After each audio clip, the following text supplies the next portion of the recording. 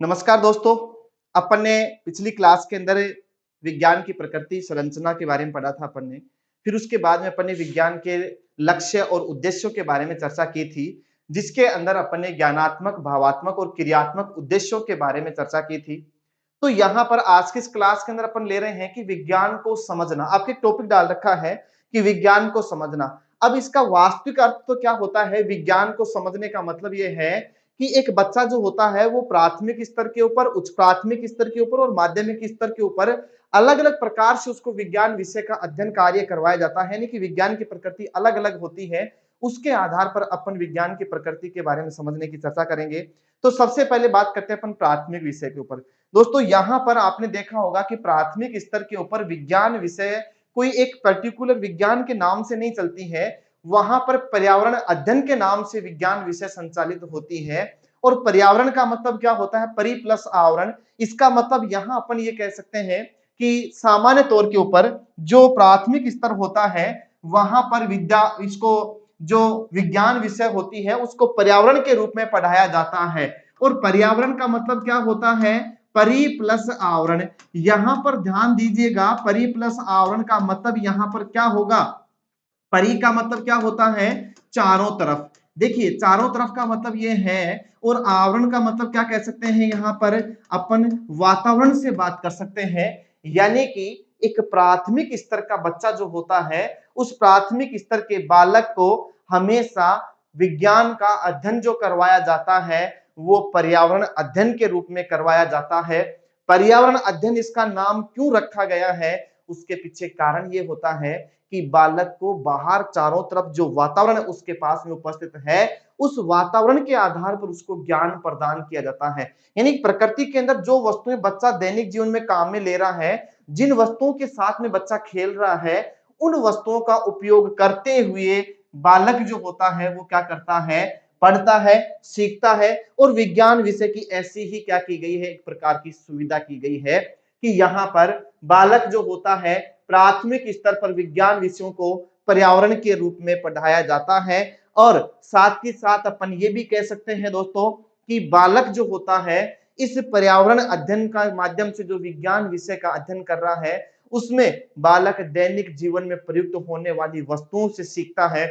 बालक खेल खेल में सीख रहा है और बालक को उन घटनाओं के बारे में जानकारी दी जाती है जो उसके दैनिक जीवन में कभी ना कभी घटती रहती हैं। उनसे बालक को पर्यावरण अध्ययन का ज्ञान दिया जाता है। इस स्तर पर बच्चों को अपने परिवेश से मिलने जुलने तथा इसके बारे में बातें करने का पर्याप्त अवसर मिलता चाहिए। यानी कि बच्चा जो होता है वो प्रकृति की वस्तुओं को देखता है। जब वो प्रत्यक्ष रूप से देखेगा तो स्वाभाविक बात है कि वो बच्चा उससे सीखेगा। और जब बच्चा उसके द्वारा सीख रहा है इसका मतलब अपन ये कह सकते हैं कि पर्यावरण अध्ययन जो होता है उसके अंदर उसको पर्याप्त अवसर मिल जाते हैं उस प्रत्यक्ष वस्तु के ऊपर चर्चा करने के लिए, उस प्रत्यक्ष वस्तु को उसको सोचने विचारने के लिए। इसलिए बालक का यहाँ पर 2 पॉइंट ध्यान रखना है आपको। किस स्तर के ऊपर? प्राथमिक स्तर के ऊपर। क्या क्या ध्यान रखना है? पहली बात तो ये कि प्राथमिक स्तर के ऊपर बालकों को पर्यावरण अध्ययन के रूप में विज्ञान विषय का अध्ययन करवाया जाता है। और दूसरा, पर्यावरण अध्ययन के रूप में क्यों करवाया जा रहा है? क्योंकि बालक प्रत्यक्ष रूप से वातावरण के अंदर उपस्थित जो भी घटनाएं हो रही हैं या वातावरण के अंदर उपस्थित जो भी प्राकृतिक वस्तुएं हैं उनसे उसको जोड़ करके और फिर उसके साथ में बालक को सिखाया जाता है। ये 2 मुख्य बातें आपको यहाँ पर क्या रखनी है? ध्यान रखनी है। चलिए आगे बढ़ते हैं। प्राथमिक स्तर पर पर्यावरण अध्ययन में बच्चे में मूलभूत संज्ञानात्मक व मन प्रेरक भावनाएं विकसित होती हैं। देखिए यहां से आपको क्वेश्चन बन सकता है और वो क्वेश्चन क्या बनेगा? यहां पर आपके क्वेश्चन ये बन सकता है कि सामान्यतः प्राथमिक स्तर के ऊपर पर्यावरण अध्ययन से संबंध में या पर्यावरण अध्ययन के संदर्भ में कौन सी कथन इससे संबंधित है या कौन सा शब्द इससे संबंधित है? पर्यावरण अध्ययन के द्वारा बालक में मूलभूत संज्ञानात्मक व मन प्रेरक भावनाएं विकसित होती हैं। मूलभूत संज्ञानात्मक का मतलब क्या होता है कि जो उसके ज्ञान में वृद्धि हो रही है, जो उसका संज्ञानात्मक क्षेत्र बढ़ रहा है उस प्रत्यक्ष रूप से वस्तु को देख करके, तो वो संज्ञानात्मक मन प्रेरक भावनाएं। यानी कि आपने देखा होगा अगर एक बच्चे को अपन ने वृक्ष लगा के दिया और बच्चे को उसके प्रति इतना अपनत्व दर्शा दे सकते हैं कि बालक उस वृक्ष को बहुत अच्छी तरह से संभाल करके और उसका पालन पोषण समय के ऊपर उसको प्रकृति का संदेश दे दिया अपन ने, तो वो बालक उस पेड़ के प्रति अपनी इतनी अधिक निगरानी रखता है कि वो उसके समय समय के ऊपर पूरी देखभाल करेगा, वृक्ष का रूप ले लेगा वो। तो इस प्रकार से उसकी मन प्रेरक भावनाएं जो होती हैं, यानी मन प्रेरक का मतलब कि अपन ने प्रकृति का महत्व बताया है, तो स्वाभाविक बात है कि वो इस प्रकृति के महत्व को समझेगा। जैसे मान लीजिए आज पुष्प की खेती की जा रही है, तो पुष्पन की खेती के अंदर आपने घर के सामने छोटा सा बगीचा लगाया है, बच्चा मान लीजिए उसके पुष्पों तोड़ तोड़ के फेंक रहा है उसको, या पुष्पों को खंडित कर रहा है। अगर अपन उसी बच्चे को उसके पास खड़ा करके उसकी फोटो खींचते हैं मोबाइल से, तो उसकी मन प्रेरक स्थिति ये हो जाएगी कि यार मेरी फोटो इसके सामने कितनी अच्छी आ रही है, और फिर उसके बाद में उस बच्चे को अपन ये कहें कि बेटे इनकी अच्छी तरह से देखभाल करनी है आपको, तो स्वाभाविक बात है वो बच्चा उसके साथ में ऐसी मन प्रेरक भावनाएं विकसित कर लेता है। चलिए आगे अपन बात करते हैं, इस स्तर के ऊपर क्रियाकलापों को छात्रों के स्वयं के हाथ से करने हेतु प्रेरित किया जाता है। जैसा कि मैंने आपको बताया है कि अगर एक बच्चे को उस गार्डन की अपन ने जिम्मेदारी दी है, एक छोटा वृक्ष उसको दिया है कि बेटे ये तेरे नाम का वृक्ष है, इसका बड़ा होगा तो इसका तेरे नाम के ऊपर ही नाम रखा जाएगा, तो स्वाभाविक बात है कि बच्चा जो होता है वो उस कार्य को स्वयं करता है, और उस कार्य को करने के लिए क्या होता है वो सामान्य तौर के ऊपर प्रेरित भी होता है। इसलिए यहां पर अपन ये कह सकते हैं कि सामान्य तौर के ऊपर इस स्तर के ऊपर पर्यावरण अध्ययन का अध्ययन जब करता है छात्र, तो उस क्रियाकलाप को स्वयं करता है। 4 पॉइंट पढ़ चुके हैं। प्राथमिक स्तर के ऊपर विज्ञान विषय का अध्ययन पर्यावरण अध्ययन के रूप में। दूसरा पॉइंट अपन ने पढ़ा कि जो छात्र होता है उसके अंदर संज्ञानात्मक व मन प्रेरक भावनाएं विकसित होती हैं। तीसरा अपन ने पढ़ा कि पर्यावरण अध्ययन का जो अध्ययन करवाया जाता है वो प्राकृतिक घटना प्रकृति के साथ में या उसके चारों तरफ जो भी वातावरण है उसके अनुसार उसको खेल खेल में सिखाया जाता है। बालक प्रत्यक्ष रूप से स्वयं क्रिया करके उसके अंदर सीखता है। ये बात होती है प्राथमिक स्तर के ऊपर। आगे देखिए कि इस स्तर के ऊपर बच्चे जो होते हैं वो अपनी भाषिक क्षमताओं का, ये भी विकसित अच्छी बात है, क्योंकि कई बार ऐसी टाइप के क्वेश्चन पूछता है आपको कि आपको ये पूछा जाए कि सामान्यतया प्राथमिक स्तर के ऊपर पर्यावरण अध्ययन हेतु किस भाषा में बालक सीखता है, तो उसमें दे दे कि वैज्ञानिक भाषा, या फिर उसमें दे दे कि अपनी राष्ट्रीय भाषा, या फिर कह दे कि उसकी मातृभाषा। तो यहां पर भाषिक क्षमताओं विकसित कर रहे होते हैं, अतः इस स्तर पर भाषा के निकास पर क्या दिया जाता है, जोर भी दिया जाता है। यानी बच्चे को अपन खुद टोकते हैं इसके बारे में कि बेटे इसको शुद्ध इस प्रकार से बोलना है आपको, उसको नाम नहीं आता है सही प्रॉपर रूप से, क्योंकि वो उस स्तर के ऊपर भाषा सीख रहा होता है, तो यहां पर उसकी भाषा विकास के ऊपर भी क्या देता है, जोर दिया जाता है। छात्रों में मातृभाषा के माध्यम से सीखने का स्वभाव होता है, इसलिए विज्ञान में रुचि उत्पन्न करने के लिए मातृभाषा का प्रयोग अधिक दिया जाता है। मैंने अभी इस क्वेश्चन की यहां भाषिक क्षमताओं के ऊपर मैंने क्वेश्चन बना के आपके सामने अभी प्रस्तुत किया था कि सामान्यतया प्राथमिक स्तर के ऊपर जो पर्यावरण अध्ययन का अध्ययन करवाया जाता है, तो उसमें सामान्यतः भाषा प्रयुक्त होती है। किस भाषा को महत्व दिया जाता है, राष्ट्रीय भाषा को, वैज्ञानिक भाषा को, मातृभाषा को। तो स्वाभाविक बात है बहुत से स्टूडेंट इसके अंदर गलतियां कर देते हैं कि उसमें वैज्ञानिक भाषा उपयोग करके आते हैं। भाई यहां पर अपन प्राथमिक स्तर की बात कर रहे हैं, और प्राथमिक स्तर के ऊपर बच्चा जो होता है वो मातृभाषा के अंदर सबसे ज्यादा सीखता है, इसलिए ये एक बात बहुत इंपॉर्टेंट बात है, और यहां पर क्वेश्चन पहले पूछा भी जा चुका है, आगे भी आपके पूछने के चांसेस रहते हैं कि हमेशा प्राथमिक स्तर के ऊपर पर्यावरण अध्ययन जो करवाया जाता है उसमें बालक को मातृभाषा में ही अध्ययन कार्य करवाया जाता है, या मातृभाषा का प्रयोग करके ही छात्र को क्या किया जाता है, सिखाया जाता है। चलिए आगे बढ़ते हैं अपन अगले पॉइंट के ऊपर कि इस स्तर के ऊपर विषय वस्तु को अमूर्त या औपचारिक न बना करके, ध्यान दीजिएगा बहुत अच्छी बात है यहां पर अमूर्त या औपचारिक, अमूर्त या औपचारिक का मतलब, अमूर्त का मतलब कि उसके सामने प्रत्यक्ष रूप से वस्तु न रहे, डायरेक्ट उसको ये कहें अपन ने कि सामान्यतया पेड़ों के वनस्पति का महत्व दर्शाया जाए, उसको केवल विज्ञान विषय थोप करके अगर अपन उसको सिखाना चाहते तो बच्चा नहीं सीखता। लेकिन अगर अपन उसकी महत्वता प्रत्यक्ष रूप से दिखाएं उसको, यानी यहां पर अमूर्त रूप से नहीं होता है, यहां औपचारिक नहीं होता है, औपचारिकता नहीं बनती है, बल्कि यहाँ पर छात्र को प्रत्यक्ष रूप से आसपास के जीव जगत से जोड़ करके उसको क्या किया जाता है, प्रस्तुत किया जाता है। तो यहां पर अपन ये कह सकते हैं कि विषय वस्तु जो होती है वो अमूर्त रूप में और औपचारिक रूप में न प्रस्तुत करके प्रत्यक्ष रूप से और इस प्रकार से दैनिक जीवन से जोड़ते हुए उसको प्रस्तुत किया जाता है। तो यहां पर अपन ने मुख्य अगला पॉइंट लेते हैं, इस स्तर पर शिक्षण पूर्ण और क्रियाकलापों पर आधारित होना चाहिए। होना चाहिए क्या, अपन ये कह सकते हैं होता है। क्या होता है यहां पर कि पूर्णतया क्रियाकलापों पर आधारित होता है, जिसके कारण छात्रों को कक्षा के बाहर और कक्षा के भीतर दोनों जगह सिखाया जा सकता है। देखिए यहां पर जितने भी पॉइंट्स मैं आपको प्रस्तुत कर रहा हूं, हर एक पॉइंट के ऊपर क्वेश्चन बनते हैं। इस बात का विशेष ध्यान रखना, आप तथ्यों को पकड़ना है। जैसे अभी एक तो मूर्त अमूर्त वाला बन चुका है, यहां पर आपको ये देखिए प्राइमरी स्तर के ऊपर, प्राथमिक स्तर के ऊपर छात्रों को पर्यावरण अध्ययन कार्य सर्वाधिक सुविधा युक्त कहां होता है, कक्षा कक्ष में, कक्षा के बाहर या दोनों जगह या केवल बाहर। तो यहां पर ध्यान दीजिएगा कि हाँ यहां पर शिक्षण क्रियाकलापों पर तो आधारित होता है और इसी कारण से यहां अपन ये भी कह सकते हैं कि छात्र को कक्षा कक्ष के अंदर भी और बाहर दोनों सतह के ऊपर ही अपन अच्छी तरह से अध्ययन कार्य करवा सकते हैं। दूसरा यहां पर आपको यह भी ध्यान रखना है, आपने अक्सर देखा होगा 1 to 5th स्टैंडर्ड की जो भी बुक्स होती हैं या तो वहां पर आपने देखा होगा कि आओ जानकारी प्राप्त करें, बूझो पहेली, एनसीईआरटी की बुक्स के अंदर इस प्रकार के क्वेश्चन खूब अधिक मिलते हैं। कारण उसके पीछे कारण है, कारण क्या है कि छात्र खुद क्रियाकलाप करके सीखेगा उसके अंदर। तो यहां पर देखिए कि छात्रों को स्वयं क्रियाकलाप करके सिखाया जाता है और छात्रों को कक्षा के बाहर कक्षा के भीतर दोनों जगह ही क्या किया जाता है, उनको सिखाया जाता है। चलिए आगे अपन देखते हैं, अगला पॉइंट जो आता है कि इसमें ग्रामीण परिवेश के बच्चे प्राकृतिक जगत से प्रत्यक्ष रूप से जुड़े रहते हैं, अतः पर्यावरण अध्ययन का अनुभव उनको अधिक मिलता है।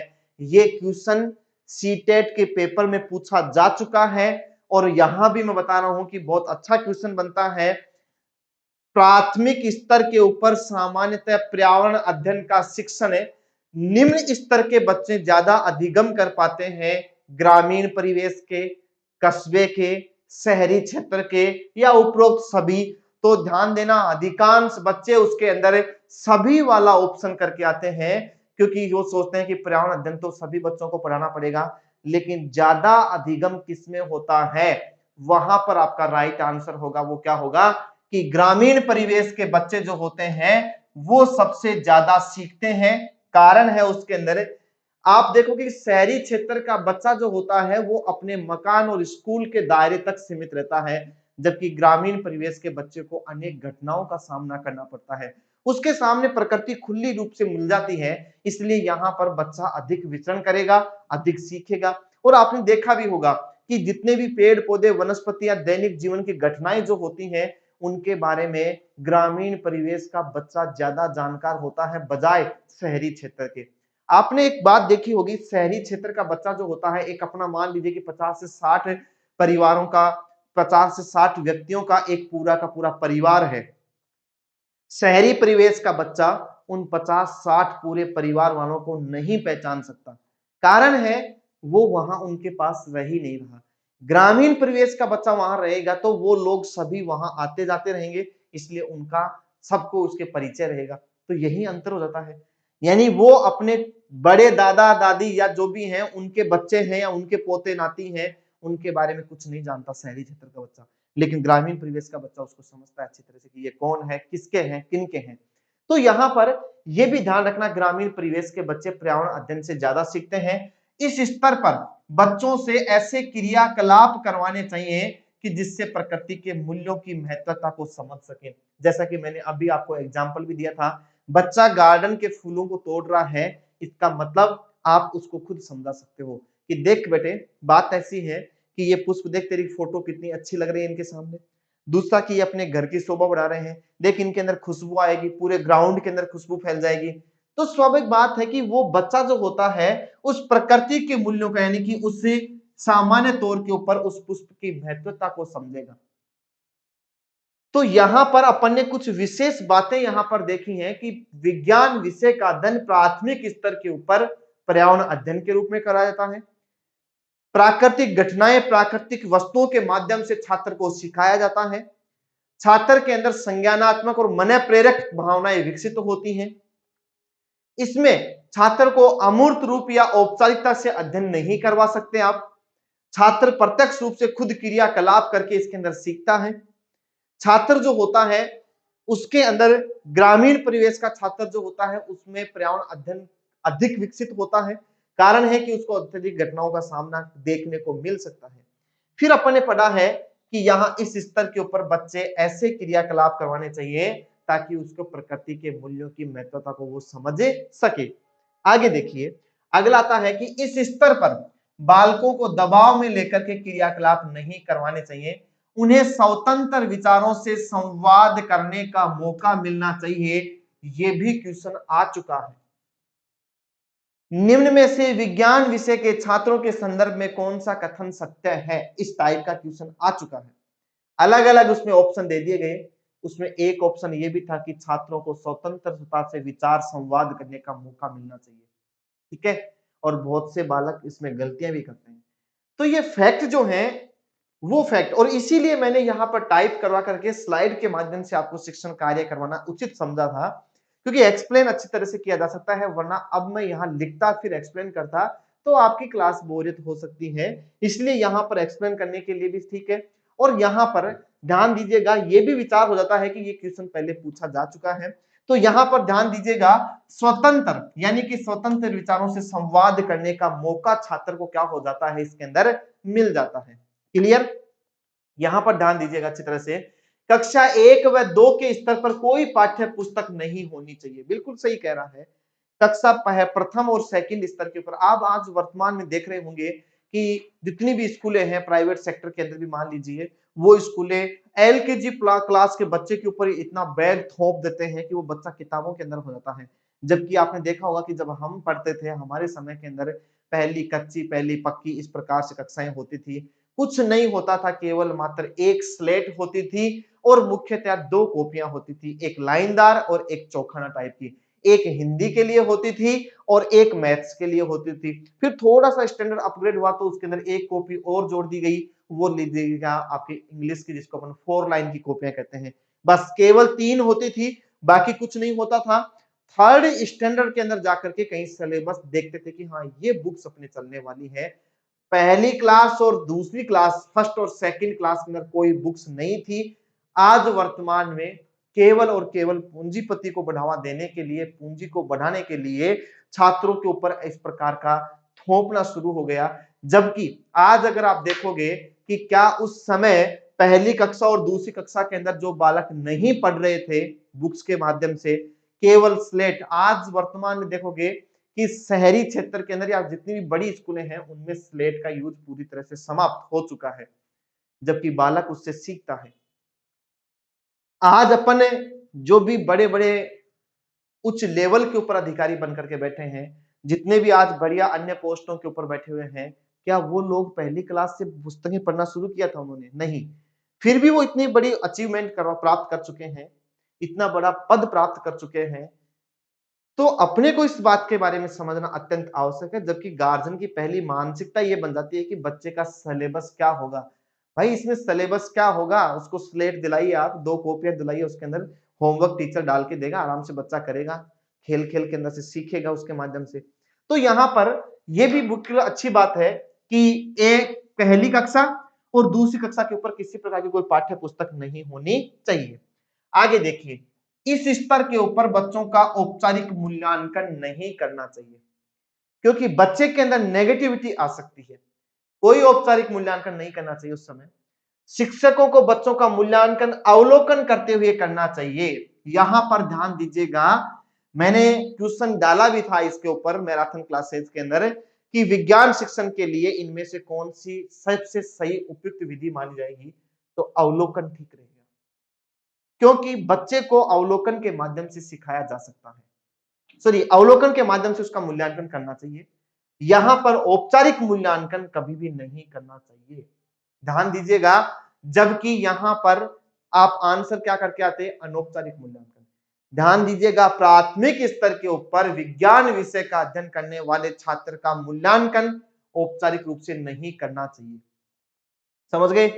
तो इस प्रकार से आगे देखिए, मूल्यांकन की रिपोर्ट माता पिता को बतानी चाहिए। बिल्कुल ये बात तो सही है कि मूल्यांकन की जो रिपोर्ट होती है वो रिपोर्ट माता पिता तक पहुंचाना अत्यंत आवश्यक होता है, यानी माता पिता तक उसकी रिपोर्ट को भेजनी चाहिए। ठीक है, यहां पर अपन ने प्राथमिक स्तर के ऊपर विज्ञान अपन पर्यावरण अध्ययन के बारे में बात कर रहे हैं। अगला आता है कि इस स्तर के ऊपर किसी प्रकार की कोई मेरिट बनाने की प्रथा नहीं होनी चाहिए।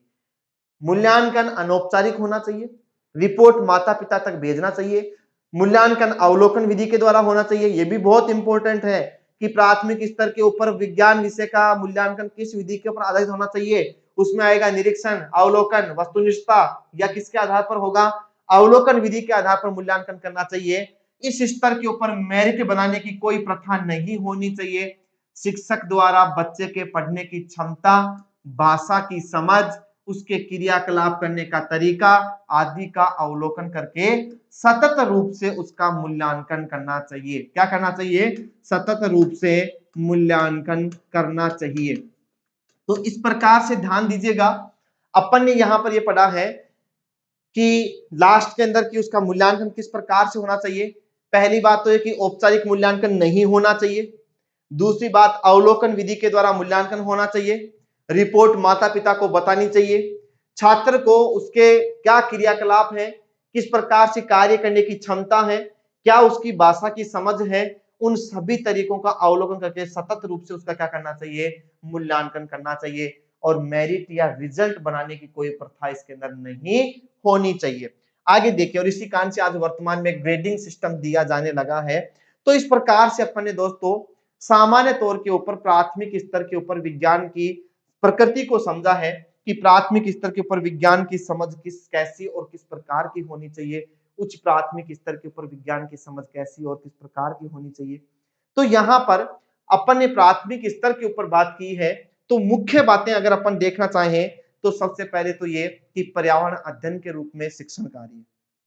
दूसरा अपन ने क्या पढ़ा, प्रकृति से या चारों तरफ जो उसका वातावरण है उसके आधार पर शिक्षण कार्य करवाया जाना चाहिए। तीसरा अपन ने पढ़ा कि छात्र स्वयं क्रियाकलापों के माध्यम से सीखना चाहिए। चौथी बात अपन ने पढ़ी कि छात्र जो होता है वो प्रत्यक्ष रूप से सीखता है उसके अंदर। पांचवी बात अपन ने ये पढ़ी है कि विज्ञान विषय के अंदर ग्रामीण परिवेश का बच्चा पर्यावरण अध्ययन को अच्छी तरह से सीख पाता है।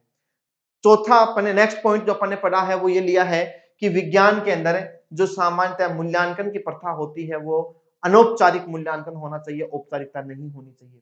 दूसरी बात यहाँ पर कि बच्चा जो होता है उसके अंदर सामान्यतः अमूर्त या फिर अपन ये कह सकते हैं कि अनौपचारिकता नहीं होना चाहिए, प्रत्यक्ष रूप से सीखता है।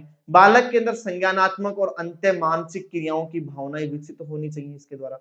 फिर अपन ने लिया कि प्रकृति प्रेमी होता है, प्रकृति के मूल्यों की महत्वता की समझ पैदा की जा सकती है बच्चों के अंदर। मूल्यांकन जो होता है वो अनौपचारिक होना चाहिए, यानी कि औपचारिकता नहीं होनी चाहिए। रिपोर्ट गार्जियन को प्रस्तुत करनी चाहिए। मूल्यांकन अवलोकन विधि के द्वारा करना चाहिए। छात्र किस भाषा में समझ रहा है। दूसरी एक और बात यहाँ पर अपन बात करने वाले हैं कि इसके ऊपर कोई पाठ्य पुस्तक नहीं होनी चाहिए। तीसरी बात अपन ने ये भी की कि इस स्तर के ऊपर सामान्यतया छात्र को स्वतंत्र विचारों की प्रदान करना चाहिए, महत्वता देनी चाहिए उसको। फिर अपन ने लिया कि मेरिट बनाने की प्रथा नहीं होनी चाहिए, और साथ के साथ क्रियाकलापों कर इनके बारे में छात्र के क्रियाकलाप क्या है, उसकी भाषा की समझ क्या है, उसका विकास किस प्रकार से हो रहा है, उनका मूल्यांकन किसके द्वारा, अवलोकन विधि के द्वारा ही करना चाहिए। ये तो था प्राथमिक स्तर के ऊपर। चलिए आगे अपन बात करने वाले हैं उच्च प्राथमिक स्तर के ऊपर मूल्यांकन विज्ञान विषय का अध्ययन किस प्रकार से होता है। उच्च प्राथमिक स्तर का मतलब यहां पर किसकी बात कर रहे हैं, जिसके लिए आप टीचर बनने जा रहे हो उस स्तर की बात की जा रही है। 6 से 8 स्टैंडर्ड तक, 6वीं कक्षा से 8वीं कक्षा तक के स्तर के विद्यालयों को क्या कहा जाता है, उच्च प्राथमिक स्तर का विद्यालय कहा जाता है। अपर प्राइमरी, पहली प्राइमरी, फिर अपर प्राइमरी, फिर सेकेंडरी, और फिर सीनियर सेकेंडरी। यहां पर सबसे पहले देखिए इस स्तर के ऊपर बच्चों को विज्ञान से पहली बार परिचय होता है। विज्ञान विषय जो होती हैं वो 6वीं क्लास के अंदर या 6th स्टैंडर्ड के ऊपर बच्चा जब पहुंचता है तब उसको पहली बार विज्ञान के बारे में क्या होता है, जानकारी मिलती है उसको। क्लियर? फिर उसके बाद में आगे देखिए, प्राथमिक स्तर के पर्यावरण अध्ययन को दो शाखाओं में बांटा गया है। एक होता है विज्ञान और एक होती है उसकी प्रौद्योगिकी। यानी कि एक तो होता है टेक्नोलॉजी और एक होता है साइंस। तो यहां पर ध्यान दीजिएगा, एक तो क्या बनाया गया था, साइंस, और एक क्या बनाया गया है, टेक्नोलॉजी। तो यहां पर दो भागों में इसको डिवाइड किया गया है। यानी कि जो विज्ञान विषय होता है उसको प्राथमिक स्तर के बाद पर्यावरण अध्ययन को भी दो शाखाओं में बांटा गया था। एक होता है आपका साइंस और एक होता है टेक्नोलॉजी। तो इस प्रकार से अपन उच्च प्राथमिक स्तर की बात कर रहे थे कि विज्ञान विषय का पहली बार पदार्पण होता है 6वीं कक्षा से 8वीं कक्षा के मध्य में। तो यहाँ पर आगे देखते हैं इसके अंदर क्या क्या विशेषताएं होंगी। इस स्तर के ऊपर पाठ्यक्रम में चुनी गई अवधारणाएं बच्चों के अनुभव जगत से संबंधित होनी चाहिए। यानी कि पहली कक्षा से लेकर के 5वीं कक्षा तक के स्टैंडर्ड के अंदर अपन ने, जैसे मान लीजिए मैं एक छोटा सा एग्जांपल देता हूं आपको कि अपन ने पहले 1 से 5वीं कक्षा तक के बच्चों को प्रकृति की महत्वता के बारे में बताया कि किस प्रकार से प्राण वायु देते हैं, किस प्रकार से कार्बन डाइऑक्साइड गैस को अवशोषित करते हैं, किस प्रकार से अपने को खाद्य सामग्री उपलब्ध करवाते हैं, किस प्रकार से फल लगते हैं। और उसके बाद में अपन ने उच्च प्राथमिक स्तर के ऊपर बालकों को यह भी समझाया कि किस प्रकार से इनमें वाष्पोत्सर्जन की क्रिया होती है, किस प्रकार से ये प्रकाश संश्लेषण की क्रियाएं करते हैं, इसकी जड़ की संरचना क्या होगी, तना क्या होता है, पुष्प की संरचना क्या होती है, पूर्व अनुभव जगत से जोड़ते हुए उसमें नई वस्तुओं को जोड़ता है। तो ये भी ध्यान रखना कि इस स्तर के ऊपर जो पाठ्यक्रम बनाया जाता है वो हमेशा बच्चों के अनुभव जगत से संबंधित होना चाहिए, और यह ताकि बच्चा विभिन्न क्रियाकलापों के माध्यम से इन अवधारणाओं को क्या कर सके, समझ सके। तो इसलिए ध्यान रखना कि सामान्य तौर के ऊपर अपन ये कह सकते हैं कि इस स्तर के ऊपर बालक जो होता है वो विभिन्न प्रकार के क्रियाकलापों के माध्यम से ही क्या कर सकता है, सीख सकता है। ठीक है। फिर आता है कि इस स्तर पर पाठ्यक्रम में प्रयुक्त प्रयोग ऐसे होने चाहिए जिन्हें बच्चा दैनिक जीवन या विद्यालय स्तर पर आसानी से क्या कर सकता है, समझ सकता है।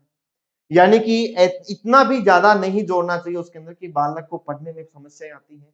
और इसका सबसे बड़ा एग्जाम्पल मैं आपको देना चाहूंगा कि वर्तमान में जो घिसड़ पिसड़ चल रहा है अंग्रेजी माध्यम और हिंदी माध्यम का, ध्यान दीजिएगा कि अंग्रेजी माध्यम के अंदर बच्चे का जो पाठ्यक्रम थोपा जा रहा है बच्चे के ऊपर, बच्चा उसमें कुछ नहीं समझ सकता। और धीरे धीरे 10th स्टैंडर्ड तक माध्यमिक स्तर पर आते आते उस बच्चे का गिरावट आना शुरू हो जाती है। कारण है कि बच्चे के अंदर थोपा जा रहा है उसको, जबकि आपने देखा होगा कि पहले के पाठ्यक्रम जो थे उनमें वाकई में दम भी होता था, तो उसके अंदर बच्चा उसको खुद भी पढ़ने की इच्छा करता था। कारण था उसके अंदर क्रियाकलापों पर आधारित था वो। आज वर्तमान में एनसीईआरटी की बुक जो चल रही है वो भी क्रियाकलाप पर आधारित है, लेकिन जो अपनी मन मर्जी से पाठ्यक्रम की पुस्तकें तैयार करके जो लगाई जा रही हैं नॉन बोर्ड क्लासों के अंदर, वहां पर ये समस्याएं उत्पन्न हो रही है। तो इस स्तर के ऊपर विभिन्न क्रियाकलापों के माध्यम से अवधारणाओं को समझ सके, ऐसा होना चाहिए। तो यहाँ पर विज्ञान विषय का पाठ्यक्रम जो उच्च प्राथमिक स्तर के ऊपर बनाया जाता है वो दो तरीके का ध्यान रखना चाहिए। पहला तो ये कि विज्ञान और प्रौद्योगिकी दो भागों में बांटा गया है। दूसरा बात यहाँ पर अपन ये कर सकते हैं कि पाठ्यक्रम में चुनी गई अवधारणाओं को बच्चों के अनुभव जगत से संबंधित होना चाहिए और बच्चा आसानी से क्रियाकलापों के माध्यम से उसमें सीख सके। इस स्तर के ऊपर पाठ्यक्रम में प्रयुक्त प्रयोग ऐसे होना चाहिए कि बच्चा दैनिक जीवन या विद्यालय स्तर पर क्या कर सके, आसानी से कर सके, क्योंकि इस स्तर के ऊपर प्रयोग समय अभी नहीं स्थापित हुई है। इस स्तर पर प्रचलित पाठ्यक्रम माध्यमिक स्तर के पाठ्यक्रम से संबंधित भी होना चाहिए। बिल्कुल अच्छी बात है। ध्यान दीजिएगा, जो उच्च प्राथमिक स्तर के ऊपर पाठ्यक्रम बनाया जाता है उसकी दो विशेषताएं सबसे मेन निकल कर आ रही है। पहली तो क्या, पूर्व अनुभव पर आधारित भी होना चाहिए, और ऐसा भी होना चाहिए कि उसका माध्यमिक स्तर से भी लिंक हो। ठीक है, इसलिए यहां पर पाठ्यक्रम यह होना चाहिए कि उसमें पूर्व अनुभव भी हो, यानी प्राथमिक स्तर के ऊपर पर्यावरण अध्ययन के रूप में जो विज्ञान विषय का अध्ययन किया है वो तथ्य भी उसमें उपयोगी हो, आगे उसको माध्यमिक स्तर के ऊपर विज्ञान विषय में क्या मिलने वाला है वो भी उसके अंदर होना चाहिए। जैसे यहां पर अपन बात करते हैं कि पदार्थ टॉपिक है, वो उच्च प्राथमिक स्तर के ऊपर भी है तो माध्यमिक स्तर के ऊपर भी है, बट उसका स्वरूप चेंज कर दिया। प्राथमिक स्तर के ऊपर ये बताया कि पदार्थ क्या होता है, पदार्थ की अवस्थाएं क्या होती हैं। माध्यमिक स्तर के ऊपर जाओगे तो पदार्थ की आंतरिक संरचना यानी कि उसके अंदर अणु, परमाणु, इलेक्ट्रॉन, इनके बारे में बताया गया है। प्राथमिक स्तर के ऊपर दो अलग अलग मिश्रण बनते हैं, पदार्थों के मिलाने से उनका पृथक्करण कैसे होता है, जबकि वहां पर रासायनिक पदार्थों के निर्माण की प्रक्रिया, रासायनिक पदार्थों के रासायनिक गुणधर्म, उन सभी के बारे में बताया जाता है। तो कहने का मतलब उस पदार्थ की जो छोटी पिक्चर थी वो बच्चे के सामने उच्च प्राथमिक स्तर के ऊपर प्रस्तुत कर दी गई, बड़ी पिक्चर उसकी माध्यमिक स्तर के ऊपर आएगी तो बच्चा आसानी से सीख जाता है। उनकी तुलना करके उनका सरल आसान संस्करण हो उसका सामने प्रस्तुत होना चाहिए। आगे देखिए, इस स्तर पर प्रचलित पाठ्यक्रम शास्त्रीय व्यवहार पर आधारित होता है। किसके ऊपर? शास्त्रीय व्यवहार। शास्त्रीय व्यवहार का मतलब अनुबंध स्थापित होता है। और अनुबंध कैसा? जिसके लिए मैंने अभी बताया, प्राथमिक स्तर के ऊपर क्या सीखा, माध्यमिक के ऊपर क्या सीखने वाला है, उन दोनों के साथ उसका संबंध स्थापित किया जाता है, जिसमें बालक प्रयोगों को स्वयं करके सीखने के अलावा वह क्रियाकलापों अर्थपूर्ण उद्देश्य का होना चाहिए। यहां पर ध्यान दीजिएगा, बात कर रहा है अर्थपूर्ण एवं उद्देश्यपूर्ण होना चाहिए, यानी उसका कुछ ना कुछ अर्थ भी निकलना चाहिए और उसका कोई ना कोई उद्देश्य भी होना चाहिए। इस आधार पर पाठ्यक्रम का निर्माण किया जाता है। आगे देखते हैं अपन, आगे पॉइंट आता है अपना क्या, कि इस स्तर के ऊपर छात्र में कौन सी प्रकृति विकसित करनी होती है? अन्वेषण प्रकृति। दोस्तों यहाँ पर अन्वेषण प्रकृति का मतलब ये होता है खोजी प्रवृत्ति। आपने देखा होगा कि सामान्य तौर के ऊपर अपन यहाँ पर बात करते हैं क्या, एक छोटा सा एग्जांपल लेता हूं मैं, कि आपने पढ़ा होगा कि सामान्यतया जो कॉपर सल्फेट का प्रयोग आपके दे रखा है, कॉपर सल्फेट के द्वारा आपने विस्थापन अभिक्रिया का मानचित्र देखा, वो सॉरी विस्थापन अभिक्रिया का प्रयोग आपने पढ़ा होगा। तो यहां पर ध्यान दीजिएगा, मैं ये कहना चाह रहा हूं कि इस स्तर के ऊपर अन्वेषण प्रकृति विकसित होनी चाहिए। आपने देखा होगा 10th क्लास की बुक के अंदर एनसीईआरटी के अंदर इसका एक प्रयोग दे रखा है, समझाना चाह रहा है विस्थापन अभिक्रिया को, और उस प्रयोग के ऊपर सीटेट के एग्जाम में काफी बार क्वेश्चन आ भी चुका है। एक कील को एक विलियन में डुबोया जाता है, विलियन का रंग नीला था, उसका रंग चेंज हो जाता है, भूरा रंग उसमें दिखाई देने लगता है। इस प्रकार का क्वेश्चन बनता है जिसमें विस्थापन अभिक्रिया होती है। कॉपर सल्फेट का में जो होता है वो यहाँ पर कॉपर सल्फेट अपघटित हो जाएगा और आयरन सल्फेट बन जाता है, कॉपर के तंतु नीचे जमा हो जाते हैं। ऐसी अभिक्रिया विस्थापन अभिक्रिया में आपने पढ़ी भी होगी।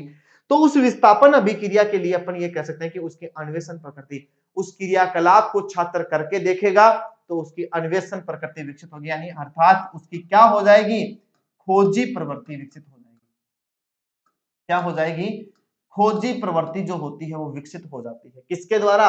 इस स्तर के ऊपर छात्र में अन्वेषण प्रकृति के द्वारा। आगे देखिए, छात्र अपनी समस्या का समाधान पत्र पत्रिकाओं के माध्यम से या अपने साथियों के माध्यम से या शिक्षक से आपसी वार्तालाप करके उसको कर सके। यानी छात्र की अगर अन्वेषी प्रकृति विकसित होती है, छात्र को आपने देखा होगा कि विज्ञान विषय का छात्र शिक्षक जो होता है वो पूरे लेसन को पढ़ाता है और फिर उसके बाद में छात्रों को क्वेश्चन खुद करने के लिए कहता है। आपने मैथ्स के अंदर देखा होगा कि टीचर जो होता है वो सामान्यतः 4 या 5 प्रकार के एग्जाम्पल सोल्व कराता है, बाकी पूरा लेसन जो होता है छात्र खुद निकालता है उन क्वेश्चनों को। वो अन्वेषण प्रकृति होती है, कारण कि छात्र खुद करेगा, नहीं आएगा शिक्षक से पूछेगा, नहीं आएगा वो बुक्स में एग्जाम्पल को सोल्व करेगा, नहीं आ रहा है वो छात्रों से पूछ सकता है। इस आधार पर अपन ये कह सकते हैं कि पाठ्यक्रम इस स्तर का होना चाहिए कि उसमें अन्वेषण प्रकृति भी क्या होनी चाहिए? विकसित होनी चाहिए। इस स्तर पर सतत एवं सावधि मूल्यांकन होना चाहिए। सतत एवं सावधि मूल्यांकन का मतलब लगातार एक निश्चित समय अंतराल के साथ में इस स्तर के ऊपर क्या होते रहना चाहिए? मूल्यांकन होता रहना चाहिए। तो यहां पर अपन ये कह सकते हैं कि इस स्तर के ऊपर सतत एवं सावधि मूल्यांकन भी होता रहना चाहिए। यानी इस प्रकार से अपन ने माध्यमिक स्तर के उच्च प्राथमिक स्तर के ऊपर विज्ञान विषय के बारे में कुछ विशेष पॉइंट पढ़े कि विज्ञान विषय जो होता है इसके ऊपर पाठ्यक्रम, पहली बात तो ये कि उच्च प्राथमिक स्तर के ऊपर पहली बार विज्ञान विषय का पदार्पण होता है। दूसरी बात यहाँ पर अपन ने ये भी कहा है कि सामान्य तौर के ऊपर इस स्तर के ऊपर छात्र की प्रकृति अन्वेषण प्रकृति होनी चाहिए। तीसरी बात अपन ने यहाँ पर यह भी पढ़ी है कि छात्र के पास में जो पाठ्यक्रम होता है वो इस प्रकार का होना चाहिए कि वो पूर्व अनुभव और आगे माध्यमिक स्तर के ऊपर उसको क्या सीखने वाला है उसके ऊपर भी आधारित होना चाहिए। फिर उसके बाद में कि इसमें छात्र को स्वयं क्रियाकलाप और अनुभव जगत से होना जरूरी होना चाहिए ताकि छात्र खुद अधिक से अधिक क्रियाकलाप कर सके। आगे देखते हैं अपन, अगला आता है कि इस स्तर के ऊपर जो वार्षिक परीक्षाएं होती हैं उन वार्षिक परीक्षाओं को ज्यादा अहमियत देने की जरूरत नहीं होती है तथा यहाँ पर बोर्ड एग्जाम भी नहीं होनी चाहिए। यानी कि 6 से 8 स्टैंडर्ड के ऊपर विज्ञान विषय जो होता 6 से 8 स्तर की कक्षाएं जो होती हैं उसमें बोर्ड एग्जाम अनिवार्य नहीं है। और इसी प्रकार से आपने देखा भी होगा आरटी की एक धारा होती है जिसके अंदर 8वीं की बोर्ड की अनिवार्यता को समाप्त भी किया गया था। यानी 8th स्टैंडर्ड तक यानी कि उस प्राथमिक स्तर तक का जो बच्चा होता है उसको किसी भी प्रकार का कोई भी बोर्ड एग्जाम अनिवार्य नहीं होना चाहिए। इस स्तर पर प्रत्यक्ष ग्रेडिंग व्यवस्था को अपनाना चाहिए। और आपने देखा होगा सीबीएसई बोर्डों के अंदर आजकल ऐसी ही व्यवस्था हो चुकी है कि वो माध्यमिक स्तर तक भी परसेंटेज नहीं दर्शा रहे हैं। मेरिट प्रथा को समाप्त कर दिया गया है। यानी कि पूरी तरह से ग्रेडिंग व्यवस्था अपनानी चाहिए ताकि बच्चे को अगली कक्षा में जाने से रोका नहीं जा सकता। आपने देखा होगा कि 6 से 8 स्टैंडर्ड के ऊपर बच्चे को फेल अनिवार्य रूप से नहीं कर सकते आप। यानी बच्चे सभी बच्चों को ग्रेडिंग दे करके आपको पास करना ही पड़ेगा, भले ही वो सीखे या न सीखे उसको आप अगली कक्षा में जाने से नहीं रोक सकते, ऐसी भी मान्यता उसमें कर दी गई है। आगे अपन देखते हैं नेक्स्ट कि इस स्तर के ऊपर मूल्यांकन लिखित व प्रयोग पर आधारित होने चाहिए। जबकि पहले वाली कक्षा के अंदर मैंने बताया आपको कि उच्च प्राथमिक स्तर जो होता है उसके ऊपर प्राथमिक स्तर के ऊपर अपन ने पढ़ा था कि मूल्यांकन कैसा होना चाहिए। तो उसके लिए बताया था मैंने आपको कि कभी भी अनौपचारिकता नहीं होनी चाहिए, औपचारिक मूल्यांकन नहीं होना चाहिए, अनौपचारिक मूल्यांकन होना चाहिए, अवलोकन विधि के द्वारा मूल्यांकन होना चाहिए, रिपोर्ट छात्रों की गार्जियन को प्रस्तुत करनी चाहिए। जबकि यहाँ पर मूल्यांकन क्या है, लिखित और प्रयोग के आधार पर ही कर दिया गया है। आगे उसके बाद में आता है इस स्तर पर छात्र किशोर अवस्था में क्या कर जाता है, प्रवेश कर जाता है। फिर उसके बाद में आता है कि अतः विज्ञान शिक्षण में ड्रग्स, स्मोकिंग, प्रजनन क्रियाएं आदि तथ्यात्मक जानकारी भी सिलेबस के अंदर प्रदान करनी चाहिए ताकि छात्र को इन सामाजिक बुराइयां या जो भी आदतें बनती हैं किशोर अवस्था के अंदर कि छात्र किसी भी ड्रग्स का शिकार न हो जाए, कोई भी अन्य हरेसमेंट क्रियाएं जो होती हैं उनमें ना पड़े। इसलिए उनसे जागरूकता लाने के लिए छात्र में जागरूकता लाने के लिए उस पाठ्यक्रम में ड्रग्स हुआ, स्मोकिंग हुआ, प्रजनन क्रियाएं हुई, इनके बारे में भी सामान्य जानकारी को छात्रों को दी जानी चाहिए, ऐसा उस पाठ्यक्रम में जोड़ा जाता है। तो इस प्रकार से अपन ने पाठ्यक्रम किस प्रकार का होना चाहिए, उच्च प्राथमिक स्तर के ऊपर विज्ञान विषय का शिक्षण कार्य किस प्रकार का होता है, क्या विज्ञान की प्रकृति होनी चाहिए। तो अपन ने 2 स्तरों के ऊपर विज्ञान को समझने की कोशिश की है, एक तो प्राथमिक स्तर के ऊपर और एक उच्च प्राथमिक स्तर के ऊपर। नेक्स्ट अपन पढ़ेंगे माध्यमिक स्तर के ऊपर जिसकी चर्चा अपन करेंगे अगली कक्षा के अंदर। तो तब तक के लिए थैंक यू, धन्यवाद।